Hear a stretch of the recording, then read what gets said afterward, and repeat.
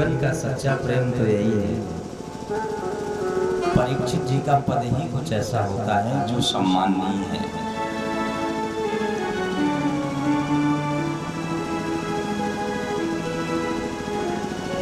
अपन चरणों में चलेंगे, जैसे फिर हमारे गोविंद की इच्छा, उनकी कृपा। हमारो धन राधा श्री राधा श्री राधा, परम धन राधा राधा राधा राधा राधा, हमारो धन राधा श्री राधा श्री राधा, राधा श्री राधा।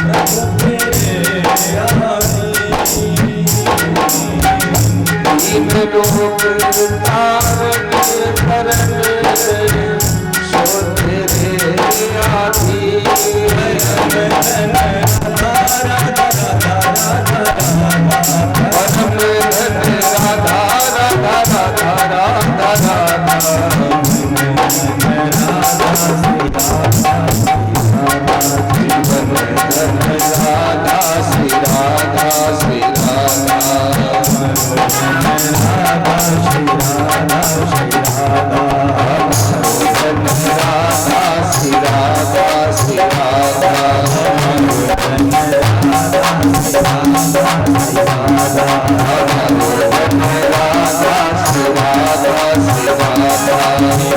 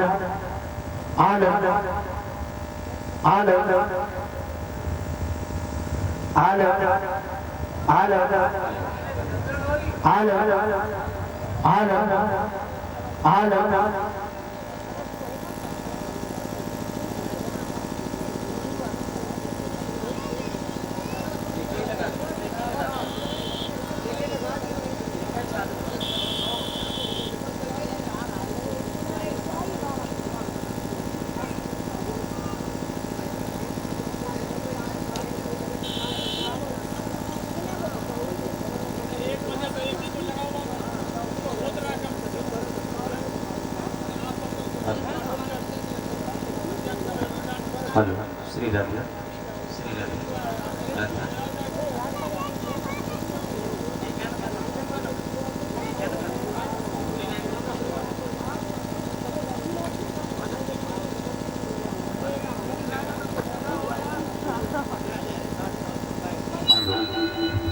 श्री राधे राधे श्री राधे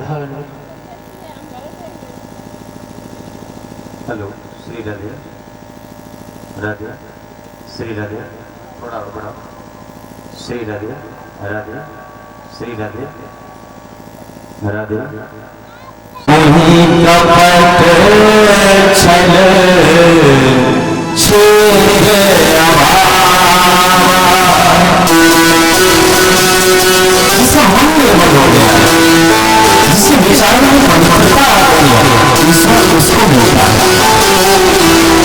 पार शारदा न पाती है,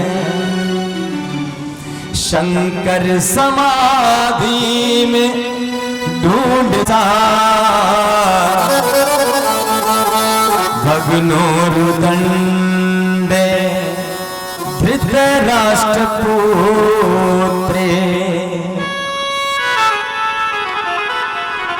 वेदव्यास महाराज लिखते हैं, कौरव जो हुए महाराज धृतराष्ट्र के पुत्र थे। इनके अन्याय की, इनके अत्याचार की सीमा जो है इन्होंने हद पार कर दी। ऐसी हद पार की, ऐसी हद पार की कि जीवन में क्या अच्छा है क्या बुरा है इसका कोई भान ही नहीं है। इन्होंने यहां तक कि एक दिन तो ऐसी सीमा पार कर दी कि महाराज अपने ही वंश की, अपने ही भाई की पत्नी को निर्वस्त्र करने का एक विचार कर लिया। बड़ी सभा, लेकिन ईश्वर तो देख रहा है। दुनिया भले ही अपनी आंखों को बंद कर ले, लेकिन परमात्मा अपनी आंखों को कभी बंद नहीं कर सकता है। महाभारत युद्ध हुआ, परिणाम स्वरूप में क्या मिला? विनाश ही तो हुआ। लेकिन फिर भी इस दुर्योधन को अभी भी समझ में नहीं आया कि हमारी पराजय क्यों हुई, क्योंकि भीमसेन के द्वारा दुर्योधन की जंघाएं तोड़ दी गई। दुर्योधन के 99 भाई मारे जा चुके हैं। दुर्योधन की इच्छाओं को पूरा करने वाले पितामह भीष्म 52 दिन से बाणों की सैया पर पड़े कराह रहे हैं। शरीर से रक्त की एक एक बूंद निकल चुकी है। दुर्योधन की इच्छाओं को पूरा करने वाले गुरु द्रोणाचार्य का वध जा चुके हैं। न जाने कितने बच्चे अनाथ हो गए इस महाभारत के युद्ध में। लेकिन फिर भी इसके बात समझ में नहीं आई।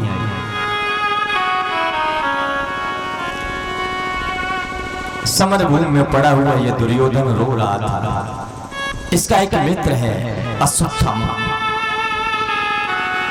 महाराज द्रोणाचार्य जी का पुत्र है। इसने आकर के कहा, दुर्योधन तुम्हारी कोई बड़ी इच्छा हो, कोई बड़ी कामना हो, तुम हमसे आकर के बोलो, हम तुम्हारी इच्छाओं को पूरा करेंगे। दुर्योधन ने कहा मेरे जीवन की सबसे बड़ी जो इच्छा है वो एक ही है, पांडवों का विनाश और हस्त चुके और हमारी जंगाएं भीमसेन की गदा के द्वारा तोड़ दी गई हैं। अब बोलो तुम क्या कर सकते हो मेरे लिए? अश्वत्थामा का तुम्हें विश्वास नहीं है? एक बार बोलकर तो देखो। और वैसे भी शास्त्र भी तो कहते हैं धीरज धर्म मित्र रुनारी आपत्तिकाल परखिए चारी। जीवन में जब भी कभी विषम परिस्थिति आ जाए तो सबसे पहले अपने धैर्य का परीक्षण करवाओ। हमारे अंदर कितना धैर्य है, हम कितने धीरवान हैं, इसका परीक्षण करो। अपने मित्र का भी परीक्षण करिए आपके, हमारा मित्र हमारा साथ देगा या नहीं देगा। और इसके साथ साथ अपनी गृहिणी की भी चाहिए। दुर्योधन ने कहा अच्छा तुम अपनी परीक्षा देना चाहते हो, मैं तुमसे कहता हूं जाकर के तुम पांडवों के शर हमको ला करके दे दो, बदले में हम तुम्हें हस्तिनापुर का साम्राज्य प्रदान कर देंगे। अश्वत्थामा ने कहा ठीक है। महाराज ये अश्वत्थामा चला, एक झोली को डाल करके, हाथ में एक कटार को, एक तलवार को लेकर के, और कहां जा रहा है? जहां पर पांडवों के शिविर लगे थे। भगवान श्री कृष्ण जान गए, भगवान के मन में बात आई, हमने अपनी बुआ कुंती को वचन दिया है कि तुम्हारे एक भी पुत्र को हम कुछ होने नहीं देंगे, और अगर आज कुछ हो गया तो हमारी बुआ हमको क्या कहेंगे? भगवान ने पहले ही योजना बना दी। युधिष्ठिर जी से कहा बड़े भैया आपसे मेरा एक निवेदन है। युधिष्ठिर जी ने कहा बोलो कन्हैया क्या बात है? तुम एक दिन अपने शयन कक्ष में आप सोए ना, नहीं तो आपके साथ धोखा हो सकता था।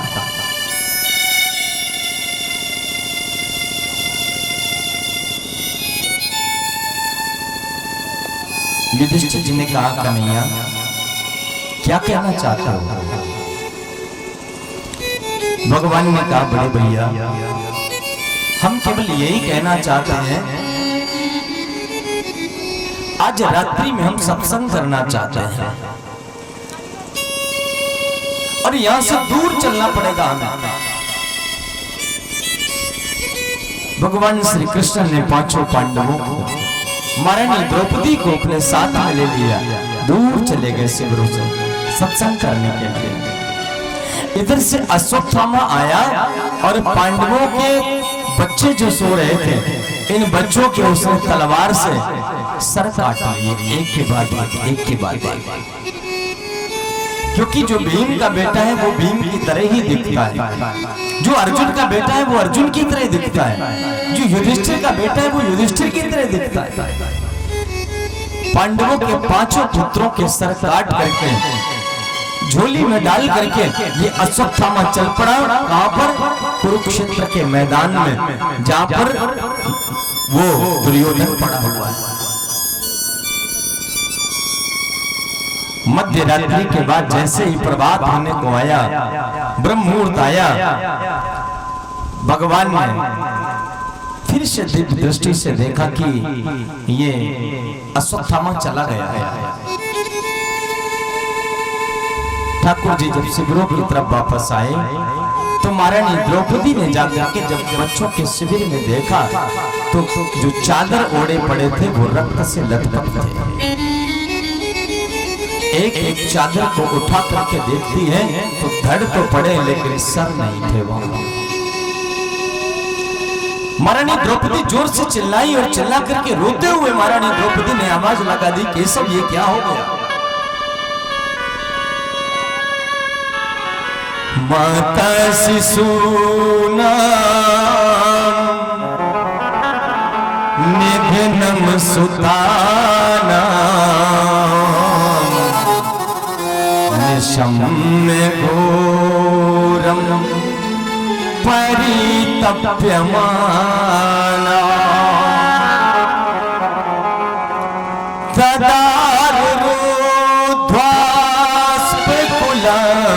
तदारुध्वास्पकुलाक्षी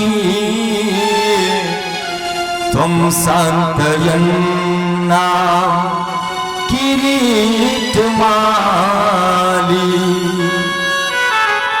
वो महारानी द्रौपदी रोते हुए कहती है, केशव ये क्या हो गया? हमारी भक्ति में कोई कमी रह गई थी क्या? क्या हमारा प्रेम हृदय से नहीं जुड़ा था आपसे? आप तो कहते हो करऊं सदा तिनके रखबारी, जिमी बालक राखी महतारी। बोलो आप ही तो कहते हो ना, मैं सबकी रक्षा करता हूं, और आज हमारे पुत्रों की रक्षा क्यों नहीं की? और जबकि तुम मेरे साथ में ही तो थे। भगवान श्री कृष्ण के नेत्रों से अश्रुपात होने लगा।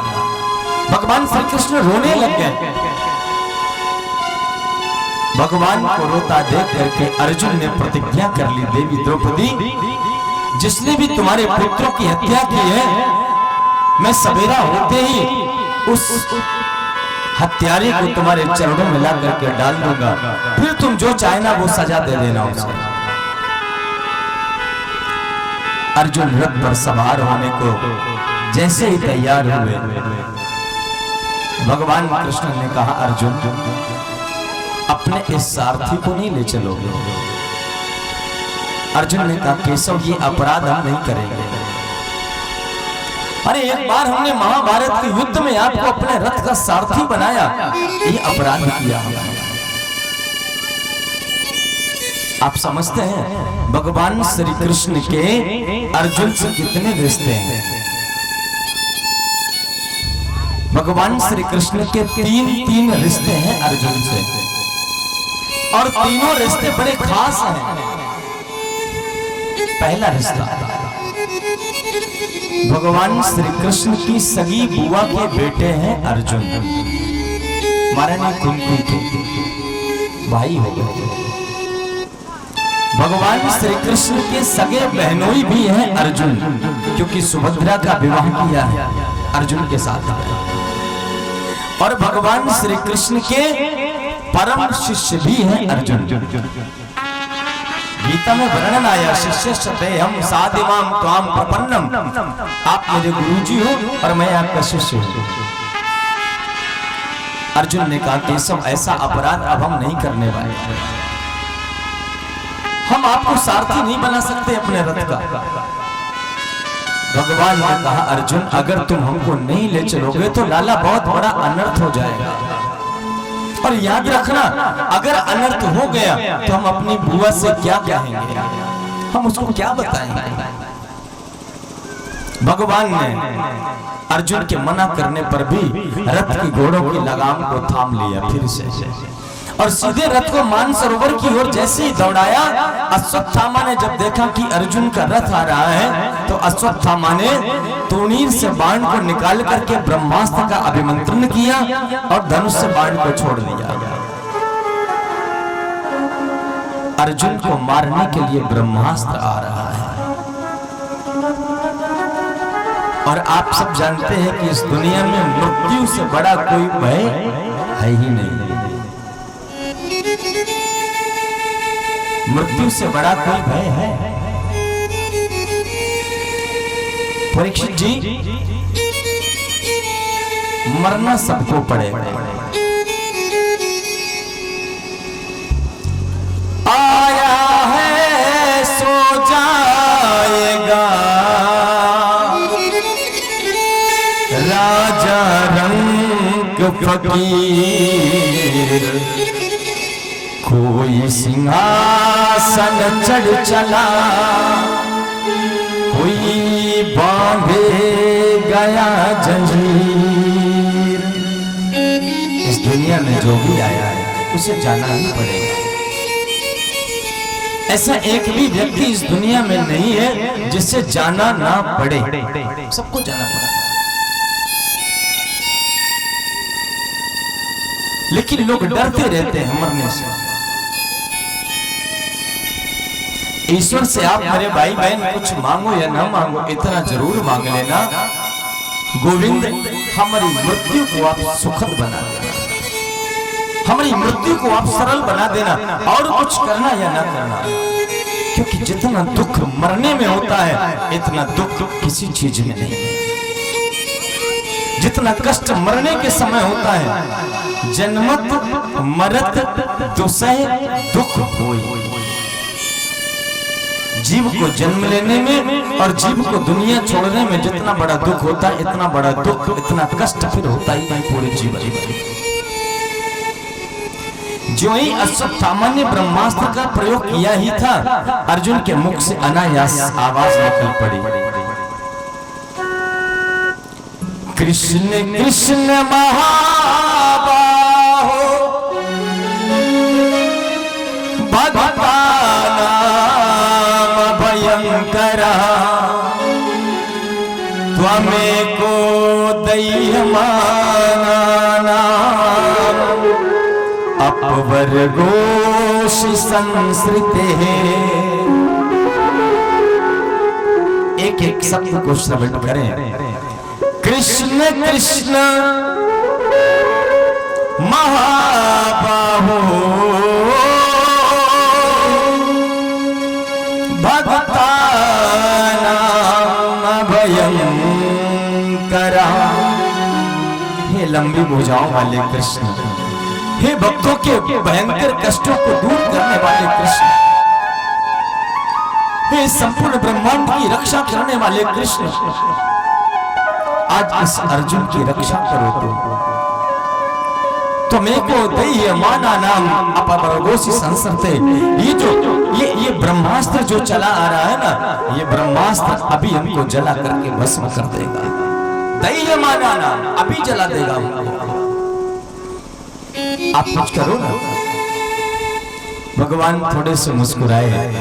भगवान ने कहा, हम जब चलते समय कह रहे थे अर्जुन के सारथी को नहीं ले चलोगे, तो तुम कहते थे अब जरूरत नहीं है, और तुरंत जरूरत आन पड़ी तुम्हें हमारी। अरे अर्जुन, तुम्हारे गुरु ने अपने बेटे अश्वत्थामा को अगर ब्रह्मास्त्र चलाना सिखाया है, तो उसी अश्वत्थामा के पिता द्रोणाचार्य जो तुम्हारे गुरु थे, उन्होंने तुमको ब्रह्मास्त्र चलाना भी सिखाया है और ब्रह्मास्त्र को वापस करना भी सिखाया है। पिता ने जो कला अपने पुत्र को नहीं प्रदान की, वो कला अपने शिष्य को प्रदान की है। क्योंकि बेटे से ज्यादा शिष्य लाडला होता है, ये प्रमाण है शास्त्र का। पिता अपने पुत्र को तो प्यार करता ही करता है, खूब करता है, लेकिन पिता के प्यार के द्वारा बेटे के बिगड़ने का भय होता है। आप अपने बेटे को खूब प्यार करो, खूब दुलार करो, खूब उसको धन दो, खूब वैभव दो, बढ़िया गाड़ी घोड़ा मकान दुकान सब दे दो, उसमें उसके बिगड़ने का भय है। लेकिन गुरु की जो प्रताड़ना है, उसमें बिगड़ने का भय नहीं है, उसमें जीवन संवरेगा। ये 100% सत्य है। Teacher's castigation more than father's love. अंग्रेजी में एक वाक्य आता है, teacher's castigation more than father's love. यानी पिता के प्यार से तो बालक बिगड़ सकता है, लेकिन गुरु की प्रताड़ना से बालक बिगड़ेगा नहीं। क्योंकि गुरु जो है वो कुमार की तरह अपने शिष्य की स्थापना करता, निर्माण करता है। जैसे एक घड़े बनाने वाला अंदर हाथ लगाता है और ऊपर लकड़ी के पट्टे से उसको बराबर करता, मिलाता जाता है। ऐसे गुरु होता है, गुरु ऊपर से तो थोड़ा कठिन समझ में आता है, थोड़ा भय दिखाता है, थोड़ा डर पैदा करता है, लेकिन अंदर से बिल्कुल कोमल होता है। आज अश्वत्थामा ने जो ब्रह्मास्त्र छोड़ा, भगवान ने अर्जुन से कहा तुझे तो वापस करना भी आता है, अरे पगले तू वापस करना इसको। अपने ब्रह्मास्त्र से अर्जुन ने उस ब्रह्मास्त्र का कर्षण किया और कर्षण करने के बाद में अपने तुड़ीर में रख करके उस अश्वत्थामा को रस्सी में बांधकर रस से घसीटते हुए द्रौपदी के चरणों में ला करके छोड़ दिया। प्यार से बोलो जय श्री कृष्ण। द्रौपदी जी ने जब देखा कि ये तो अश्वत्थामा है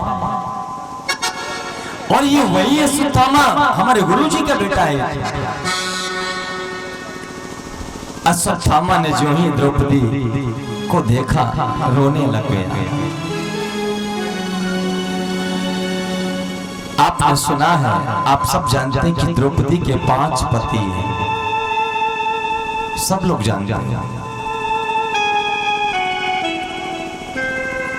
द्रौपदी के 5 पति हैं, युधिष्ठिर जी, भीम, अर्जुन, नकुल और सहदेव। लेकिन ये द्रौपदी के 5 पति हैं क्यों? ये क्यों का पता लगाना हमको। द्रौपदी जैसी जो महान स्त्री है, द्रौपदी जैसी जो आर्याणी है, द्रौपदी जैसी जो छत्राणी है, उस छत्राणी के 5 पति हों, कितना अटपटा लगता है सुनने में, लगता है कि नहीं? लेकिन 5 पतियों के होने का एक तात्पर्य है और वो तात्पर्य यहीं पर है। द्रौपदी जी ने जैसे अश्वत्थामा को देखा तो द्रौपदी के हृदय में करुणा भर आई। द्रौपदी बोल पड़ी युधिष्ठिर जी से, महाराज इस अश्वत्थामा को छोड़ दो, इसको जानने दो। मुच्चता मुच्चता में से इसे जानने दो। क्यों? ब्राह्मणो नितराम गुरु, ये ब्राह्मण है ना, इसलिए इसे जानने दो। भीमसेन ने कहा क्यों जाने दे? बोले नितराम गुरु, ब्राह्मण जन्म से ही पूरी समाज का गुरु माना गया है, इसलिए इसको जानने दो ना। यानी द्रौपदी के हृदय में करुणा झलक आई। और जहां पर युधिष्ठिर धर्म के अवतारी हैं, युधिष्ठिर जी को धर्म का स्वरूप माना गया है, सदैव सत्य बोलते थे, धर्मराज कहे गए, धर्मराज युधिष्ठिर। युधिष्ठिर जहां धर्म के अवतारी हैं, युधिष्ठिर जी के साथ द्रौपदी का होना इसलिए जरूरी है क्योंकि द्रौपदी दया की देवी। भगवान श्री कृष्ण ने द्रौपदी को अपनी बहन बनाया है, वो दया की देवी है, उसके हृदय में ममता है। और ऐसी ममता नहीं है जिस व्यक्ति ने द्रौपदी जैसी देवी के 5 बेटों की हत्या कर दी हो, जिस मां की गोद को उजाड़ दिया हो, वो हत्यारा आज सामने खड़ा है, बंदी बना हुआ, लेकिन फिर भी वो मां कहती है कि इसको छोड़ दो, इसको जाने दो। भगवान श्री कृष्ण ने वही कह दिया, द्रौपदी आज से मैं तेरा नाम कृष्णा रखता हूँ, मैं कृष्ण हूँ और तू कृष्णा है, क्योंकि अगर कृष्ण को लोग दया का सागर कहते हैं तो तुझे भी आज के बाद लोग दया की देवी के रूप में स्वीकार करेंगे। अपने बेटों के हत्यारों को प्राणों का दान देना कोई साधारण बात नहीं है। दया धर्म को मूल है, पाप मूल अभिमान, तुलसी दया न छाड़िए, जब लगे घट में प्राण।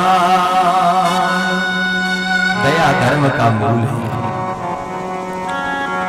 इसलिए महाराज श्री कहते हैं द्रौपदी युधिष्ठिर जी की पत्नी है।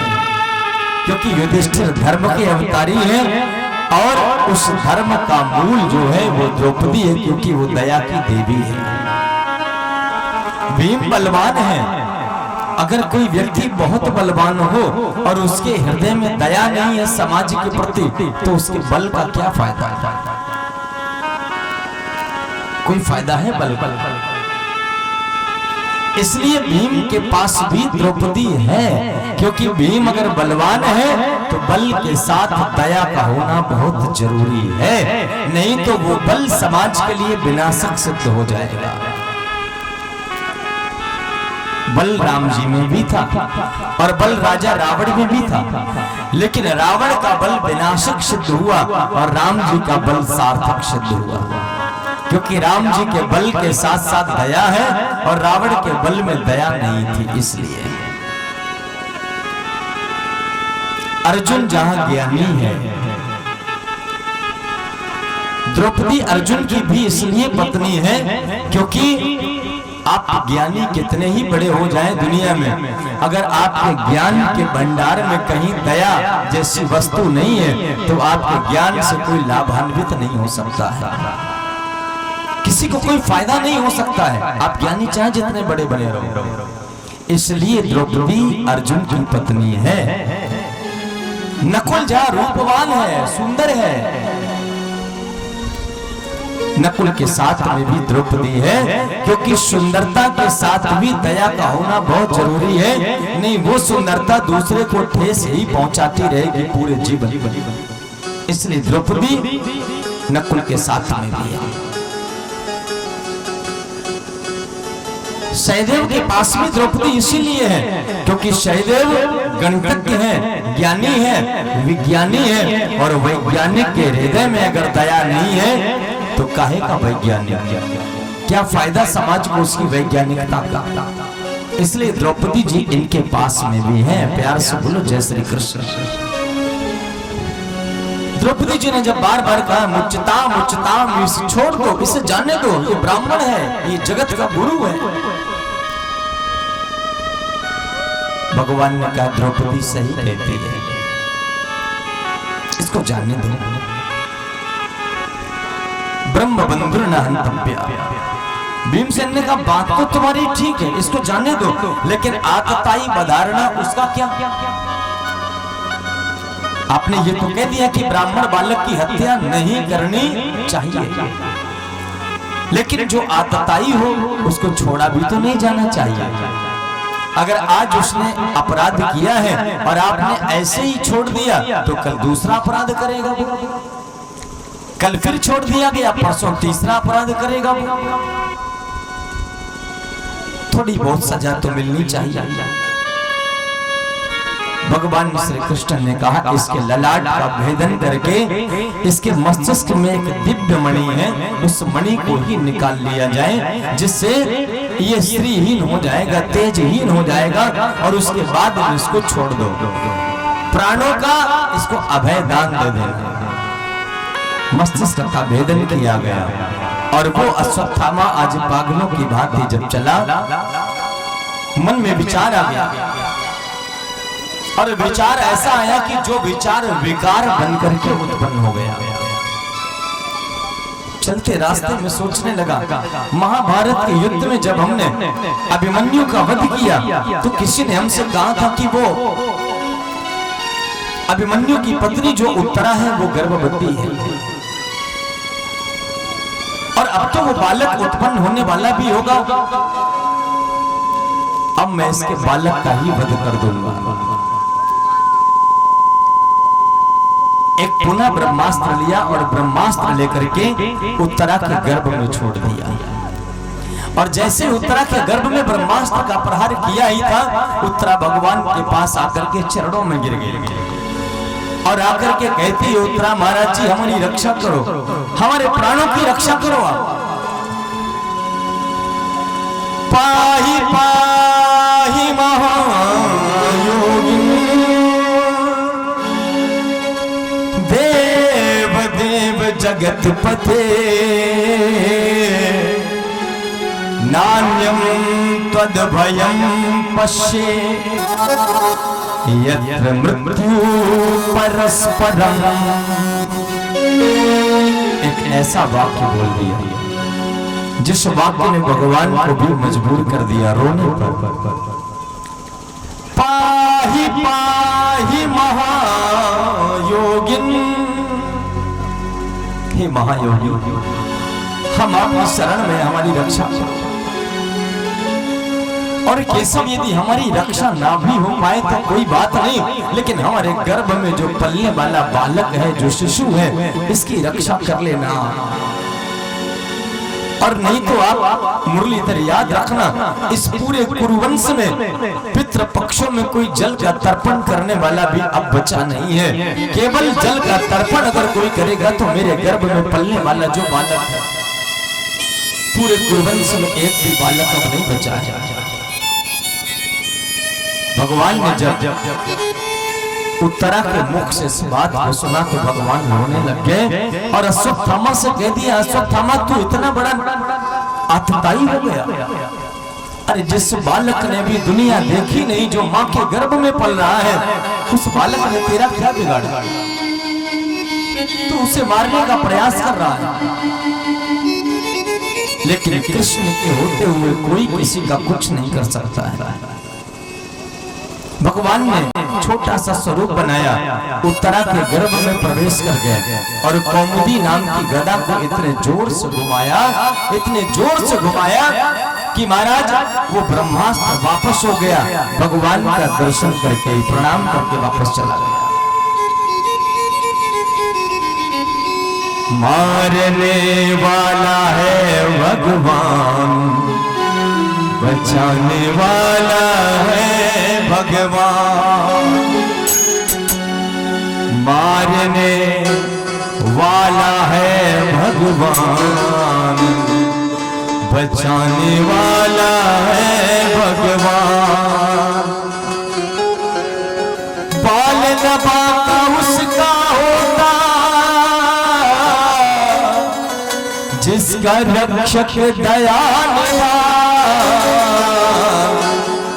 मारने वाला है भगवान, बचाने वाला है भगवान। साक्षात जहाँ पर भगवान विराजे हों, देंगे तो मांग कर तो देखो क्या चाहिए। बुआ ने बड़े कमाल का वरदान मांग लिया। विपदा संतु न सस्वत, तत्र तत्र जगद गुरु। फिर समझे, विपदा संतु न सस्वत, तत्र तत्र जगद गुरु। भवतो दर्शनम यस्यात् अपनर्भव दर्शनम। कृष्ण, यदि आप देना चाहते हो और देने का सामर्थ्य है यदि आपके पास, तो हमको एक वरदान दे दो। हमारे हिस्से में जितनी भी खुशियां हैं वो दुनिया के लोगों में बांट दीजिए। हमारे हिस्से में जितने सुख हैं वो सुख आप दुनिया के लोगों में बांट दो, और जितने भी दुनिया के लोगों को हिस्से में दुख है वो दुख कुंती को दे दो।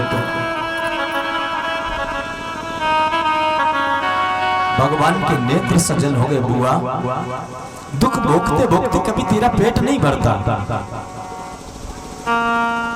अरे लोग हमारी थोड़ी सी भक्ति करते हैं तो दुनिया का वैभव मांगते हैं, दुनिया की संपन्नता मांगते हैं। कोई धन मांगता है, कोई वैभव मांगता है, कोई मिष्ठान, कोई पदार्थ मांगता है, कोई पद मांगता है। पूरे जीवन में एक दिन भी तुमने सुख पाया नहीं, ये मैं जानता हूं।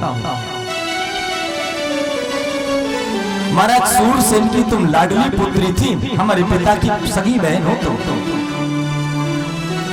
बचपन में महात्मा कुंती भोज आए और उन कुंती भोज महात्मा ने आपके पिता से तुमको मांग लिया और तुम्हारे पिता ने उनको दे भी दिया। महात्मा जी के साथ तुम चली गई भक्ति के रास्ते पर। तुमने नाना प्रकार के कष्ट सहे, दुखड़े सहे, तुम्हारा विवाह हुआ महाराज पांडु से, तुम्हें पति का कोई सुख नहीं मिला, क्योंकि उनको ये श्राप लगा था पत्नी के पास सहवास की कामना से जाओगे तो मृत्यु हो जाएगी। पति का भी कोई सुख नहीं, वो भी पांडु रोगी थे महाराज, इसलिए।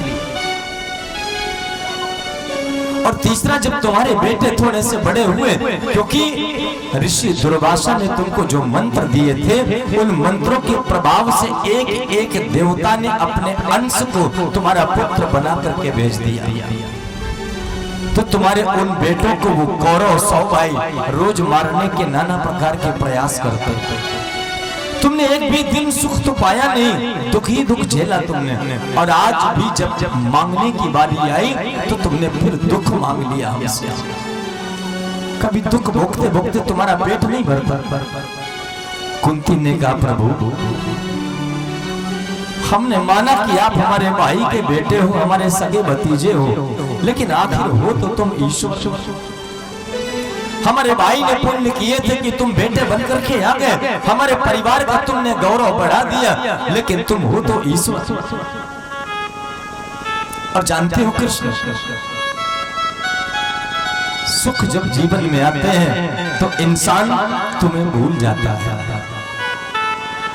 सुख आते ही व्यक्ति परमात्मा को भूल जाता है, और जैसे ही व्यक्ति के जीवन में अपार कष्ट आते हैं, दुख आते हैं, वैसे ही वो व्यक्ति तुम्हारी याद में रोने लगता है।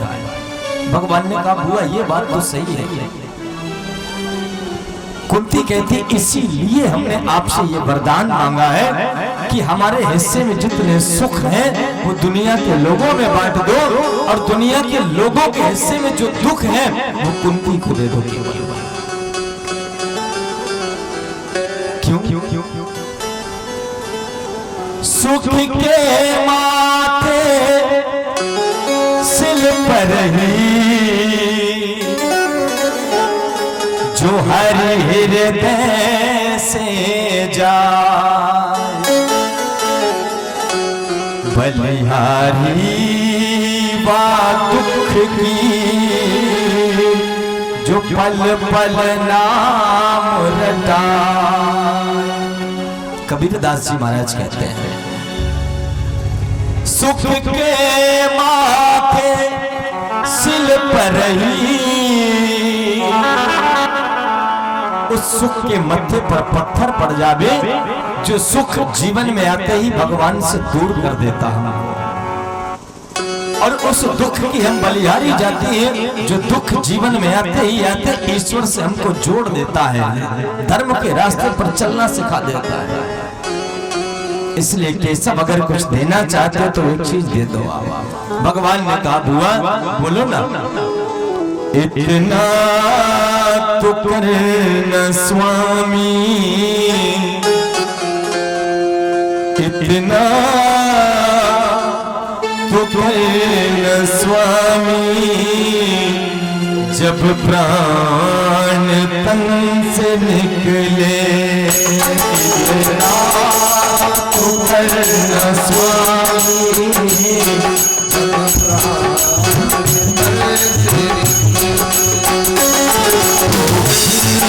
जब प्राण तन से नाम लेकर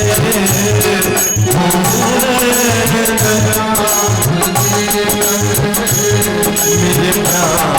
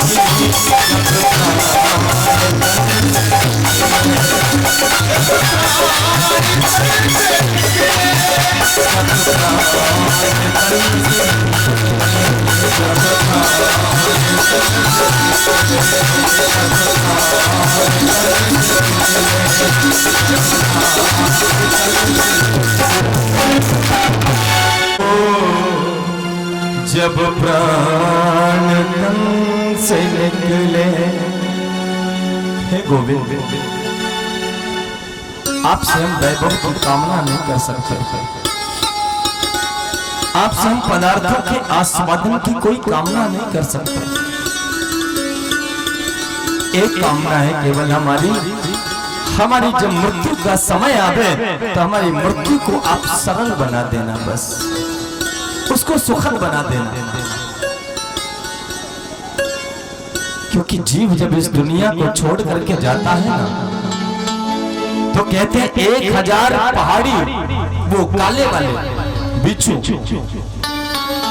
एक साथ में किसी व्यक्ति को डंक मार देवे, 1000 बिच्छू एक साथ में, फिर जितना कष्ट होता है इतना कष्ट शरीर से प्राण निकलने में होता। प्यार से बोलो जय श्री कृष्ण। अपने भगवान से कुछ मांगो या ना मांगो, वो सब जानते हैं, वो तुमको सब कुछ दे देंगे, वैसे ही दे देंगे। लेकिन अगर मांगना ही चाहते हो तो केवल ये मांग लेना, गोविंद हमारी मृत्यु जो है वो सुखद हो जाए, वो सरल हो जाए, वो मंगलमय हो जाए, बस ये वरदान दे दो। भगवान ने बुआ कुंती को वरदान दिया, बुआ मैं वचन देता हूं जब भी तुम्हें हमारी याद आएगी और तुम्हारी आंखों से अगर एक भी आंसू की बूंद छलक जाएगी तो ये कृष्ण तुमसे वादा करता है ये तेरे सामने आकर के खड़ा हो जाएगा। जब भी तुम्हें हमारी याद आए, भगवान ने तथास्तु कह दिया। हमारे ठाकुर जी द्वारिका के लिए चलने ही वाले थे कि भगवान ने पितामह भीष्म को अपना अंतिम दर्शन दिया। पितामह भीष्म के पास जाकर के भगवान ने 5 पांडवों को ले जाकर के प्रणाम किया। पितामह ये देवकी नंदन श्री कृष्ण तुम्हें प्रणाम करता है। 52 दिन से बाणों की सैया पर पड़े थे पितामह भीष्म, शरीर से रक्त की एक एक बूंद निकल चुकी थी। पलकों को उठा करके देखा, भगवान सामने खड़े हैं, उठ सकते नहीं हैं। एक एक रोए में अर्जुन ने बाण जो चुभा रखे हैं, उठने का सामर्थ्य बचा नहीं है। अपनी पलकों को उठा करके ही भगवान को प्रणाम कर लिया। इस गंगा पुत्र भीष्म का प्रणाम स्वीकार करना। पितामह भीष्म के आंखों से अश्रुपात होने लगा। केशव आज इस काबिल में नहीं बचा कि मैं आपको उठ करके प्रणाम कर सकता था, नहीं बचा। भगवान ने कहा पितामह तुम क्यों चिंता करते हो, मैं हूं ना, तुम्हारे जीवन नैया को मैं पार लगाऊंगा। तुम जब हमारे घाट पर आओगे ना, मैं पार लगाऊंगा तुम्हें, मैं तुम्हें वचन देता हूं। तुम्हारी शक्ति की निष्ठा को देख करके ये कृष्ण तुमसे प्रसन्न है। जब भी तुम हमारे घाट पर आओगे, मैं स्वयं नाविक बन करके तुम्हें पार करने के लिए तैयार खड़ा मिलूंगा। मैं तुम्हारी प्रतीक्षा करूंगा पितामह। लेकिन आज एक बात कहना चाहते हैं। पितामह ने कहा कृष्ण बोलो क्या चाहते हो। हमारे साथ युधिष्ठिर जी आए हुए हैं और युधिष्ठिर अभी अभी हस्तिनापुर के राजा बने हैं। आप थोड़ा इनको कोई नीति का उपदेश दो ना, इनको कोई आप अच्छा सा ज्ञान दो ना, जिससे ये अपनी प्रजा की रक्षा और उनकी व्यवस्था सुचारुता से चला सके, देख सके। पितामह भीष्म ने मुस्कुरा दिया। आपसे ज्यादा अच्छा हम क्या कह सकते हैं। भगवान ने इशारा कर दिया पितामह ये कृष्ण भगवान जरूर है, ईश्वर जरूर है, लेकिन इन पांडवों से हमारा रिश्ता भाई का है। अगर हम कुछ कहेंगे तो ये स्वीकार नहीं करेंगे, ये मानेंगे नहीं। और आप बड़े हैं ना, आप अगर कुछ कह दोगे तो आपका ये इतना सम्मान करते हैं कि आप जो भी कहोगे उस बात को ये स्वीकार कर लेंगे। मात पिता गुरु प्रभु की वाणी, बिनहि विचार करिए शुभ जानी। अपने माता पिता की, अपने परमात्मा की और अपने गुरुदेव की वाणी को आप बिना किसी विचार के यूं ही कर दो। बिना ही विचार करिए शुभ जानी, वो जो भी आपको आज्ञा दे दे आप सहर्ष स्वीकार कर, उसी में तुम्हारा कल्याण छिपा है। पितामह भीष्म से जब बार बार भगवान ने कहा तो पितामह ने युधिष्ठिर जी को सुंदर सा उपदेश दिया। युधिष्ठिर जी से कहते हैं पहला उपदेश, युधिष्ठिर दान धर्मान राज धर्मान मोक्ष धर्मान विभागशः, दान धर्मान राज धर्मान मोक्ष धर्मान विभागशः, स्त्री धर्मान भगवत धर्मान समासेव्या सयोगतः। पहला उपदेश है युधिष्ठिर, तुम एक गृहस्थ व्यक्ति हो ना, और गृहस्थ व्यक्ति का कर्तव्य होना चाहिए अपने पूरे जीवन में सबसे ज्यादा से ज्यादा वो संपत्ति कमाए, धन का अर्जन करे। मेरी बात को बहुत गौर से आप श्रवण करें मेरे भाई बहन, और यदि स्लीप हो गई तो फिर समझ में नहीं आएगी बात आपका।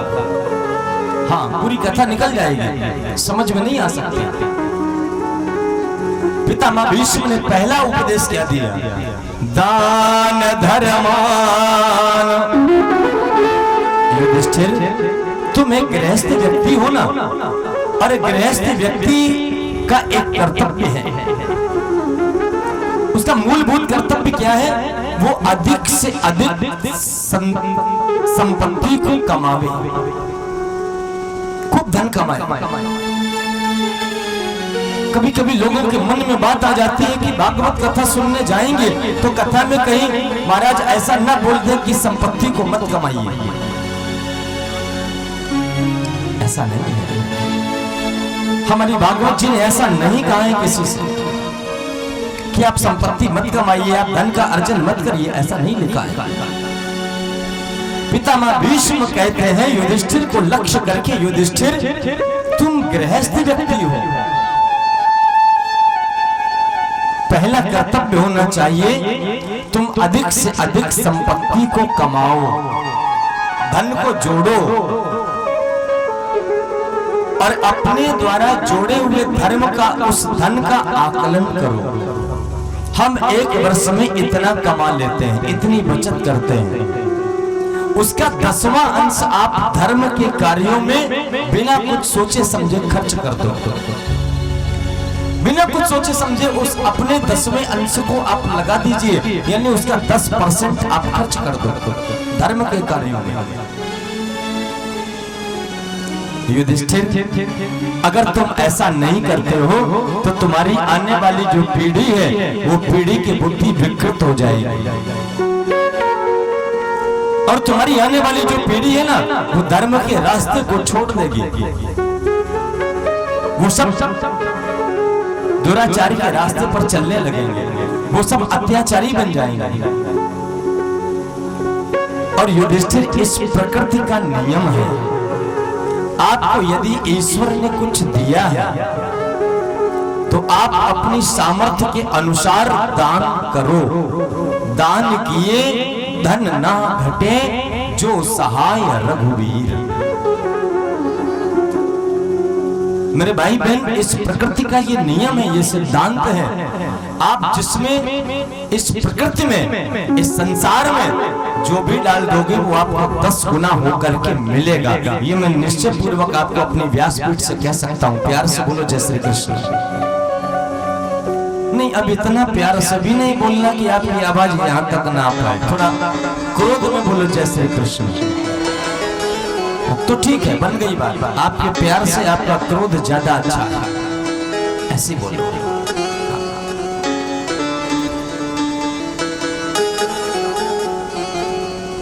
इस प्रकृति का ये स्वभाव है, इस दुनिया का ये सिद्धांत है। आप इसमें जो भी डाल दोगे वो आपको 10 गुना मिलेगा। ये मैं निश्चय पूर्वक कह सकता हूं। आप अगर यहां पर आप सोच कर देखो, हमारे जो किसान भाई हैं, जो कृषक हैं, वो अपने खेत में जब गेहूं बोने जाते हैं तो कितना किलो डालते हैं खेत में?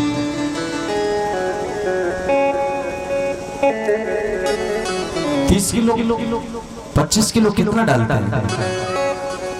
हमारे यहाँ के किसान 25 किलो डालते हैं। अब यहाँ कितना डालते हैं मालूम नहीं अपने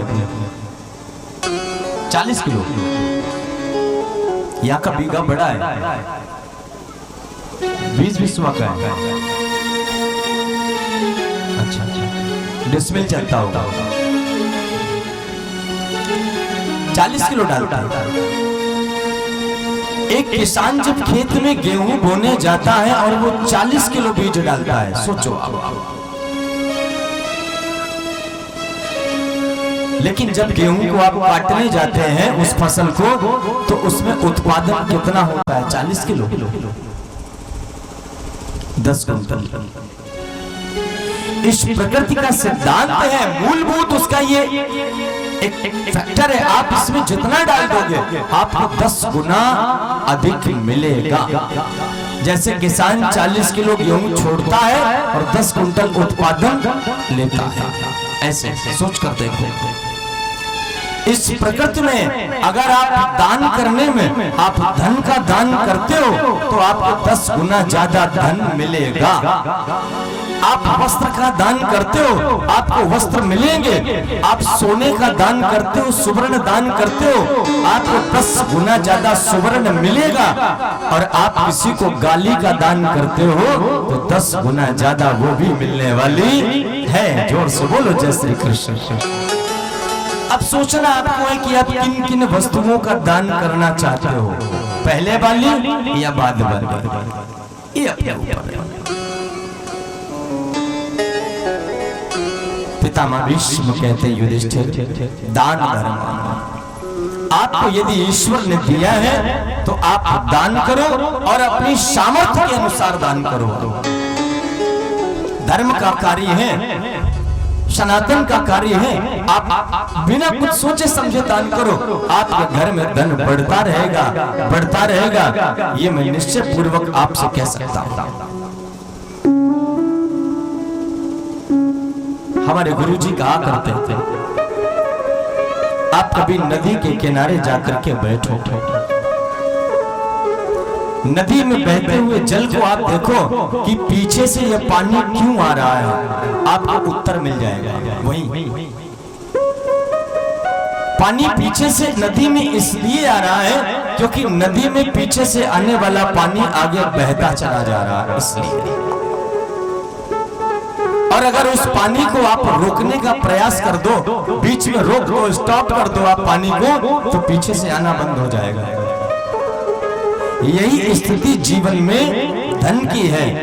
आप आगे जितना खर्च करते जाओगे धन पीछे से उतना ही आता चला जाएगा। और आपने अगर धन को स्टॉप लगा दिया, उसको कंजूसी करके रख लिया, गाड़ दिया, तो पीछे से आना बंद हो जाएगा धन, फिर नहीं मिलेगा दोबारा। क्योंकि धन हम जिसको कहते हैं वो है लक्ष्मी, और लक्ष्मी भगवान की पत्नी का नाम है। ईश्वर समझता है कि तुझे धन की आवश्यकता है ही नहीं, क्योंकि तू खर्च करना जानता नहीं। इसलिए दान किए धन ना घटे, जो सहाय रघुवीर। पितामह भीष्म को फिर प्रेरणा हुई भगवान की कि थोड़ी और शिक्षाएं दो। युधिष्ठिर से कहा, युधिष्ठिर भगवत धर्मान, अपने धर्म को बचाने में अगर तुम्हारे प्राण भी चले जाए तो अपने धर्म की रक्षा करना तुम्हारा दायित्व है। स्वधर्मेण निधनम श्रेयः परधर्मो भयावहः।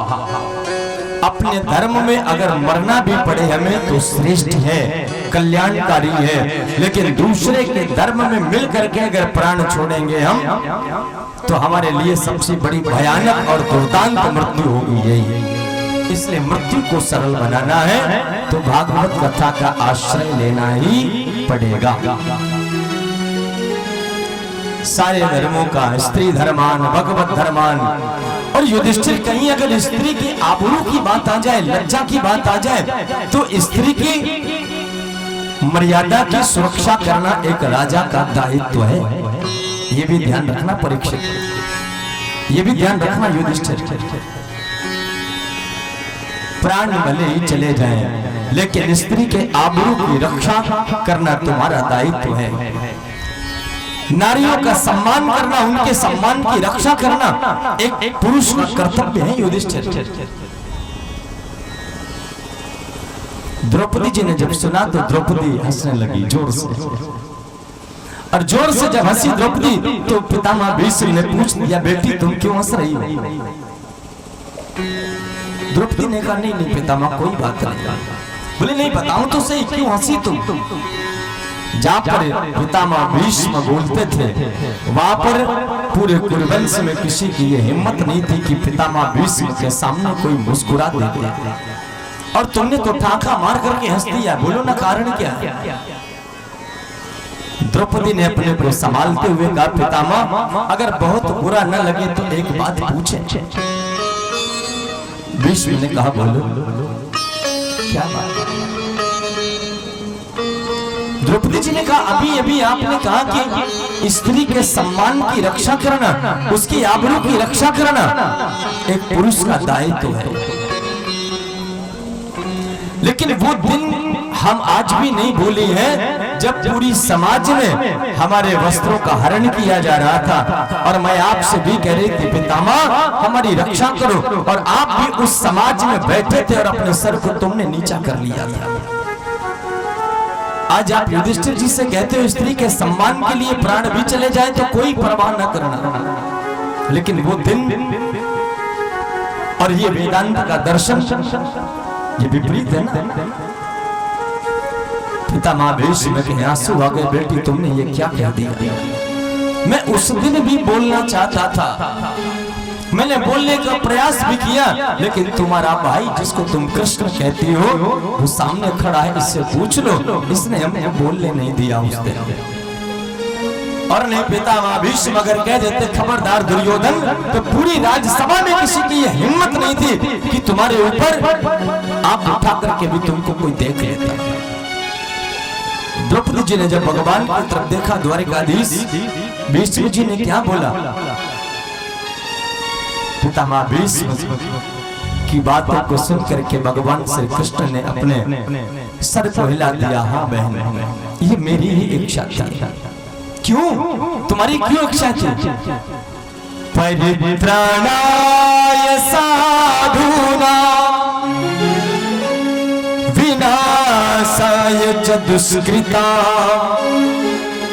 धर्म संस्थापनार्थाय संभवामि युगे युगे। भगवान ने कहा, बहन परित्राणाय साधूनां विनाशाय च दुष्कृतां, मैं दुष्टों के पाप को समूल नाश करने के लिए ही इस पृथ्वी पर अवतार लेता हूं मैं। और याद रखना, अगर साधु वृत्ति के लोगों को, सज्जन पुरुषों को किसी ने छेड़ा, किसी ने टच किया, किसी ने उनको सताया, उनका अपराध किया, तो मैं छोड़ने वाला नहीं किसी को। विनाशाय च दुष्कृता धर्म संस्थापनार्थ ये संभवामि युगे युगे प्रत्येक युग में आता हूं।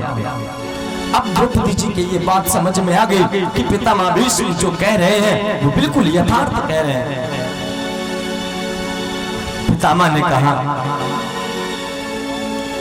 कि सब एक मेरी इच्छा है। भगवान ने कहा बोलो।